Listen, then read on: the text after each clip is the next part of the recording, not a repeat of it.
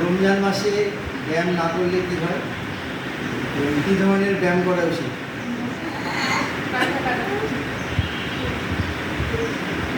রমজান মাসে এক মাস ব্যায়াম না করলে কিংবা অন্য সময় ব্যায়াম না করলে আমাদের শক্তি কমে আসে এবং হৃদযন্ত্রের সুস্থতা উল্লেখযোগ্যভাবে হ্রাস পায়। যেখানে এক মাসের নিষ্ক্রিয়তা 4 মাসের প্রশিক্ষণের সময় ক্ষতি করতে পারে।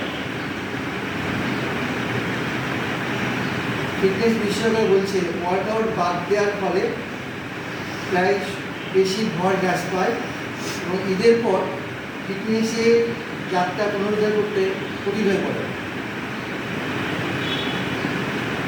ব্যায়াম না করলে মানসিক স্বাস্থ্যের প্রভাব পড়ে। ব্যায়ামে এন্ডোরফিন হরমোন নিঃসরণ হয়।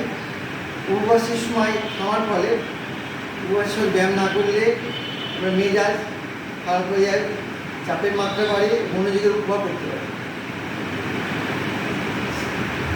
যদি আপনি অনুশীলন না করার সিদ্ধান্ত নেন তাহলে সুষম খাদ্যাভ্যাস বজায় রাখার প্রতি মনোযোগ দিতে হবে। ইফতার ও সেহরির মধ্যে পর্যাপ্ত পানি খেতে হবে, হাইড্রেটেড থাকতে হবে এবং আপনার ফিটনেসের বজায় রাখার জন্য হালকা নড়াচড়া করতে হবে, হালকা হাঁটতে হবে।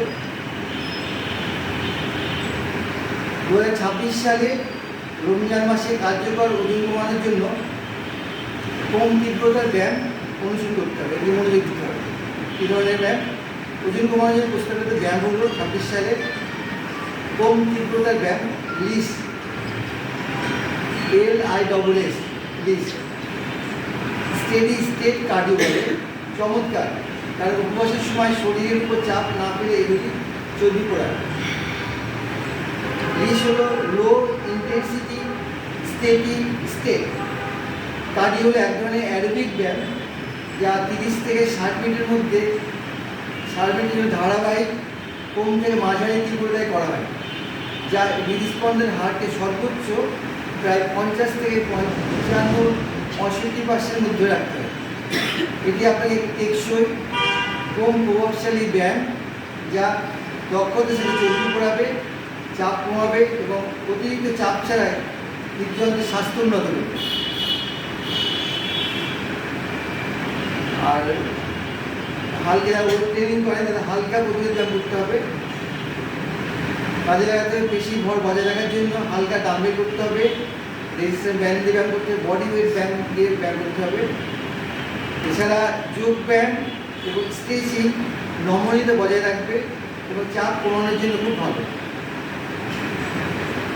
আর অন্য শরীরের কথা ব্যায়াম শুনে ব্যায়াম করতে হবে। যদি তখন আপনার অনুভব করে যে মাথা ঘুরছে, অতিরিক্ত ক্লান্ত বোধ করছে, তখন অবশ্যই ব্যায়াম বন্ধ রাখতে হবে। প্রচুর পরিমাণে তরল জাতীয় পানি খেতে হবে। ইফতার ও সেহরির মাঝামাঝি সময় এটা আমরা বলে দেবো, এরপরে কখন কত গ্লাস পানি খেতে হবে এরকম বলবো। আর আজকে রমজানের ব্যায়াম শুরু করলাম, এরপরে ক্লাসে কী ধরনের ইফতার, কী ধরনের সেহরি খাওয়া সেই সম্বন্ধে পরে ক্লাস করব। সবাইকে ধন্যবাদ, ভালো থাকে, সুস্থ থাকবেন।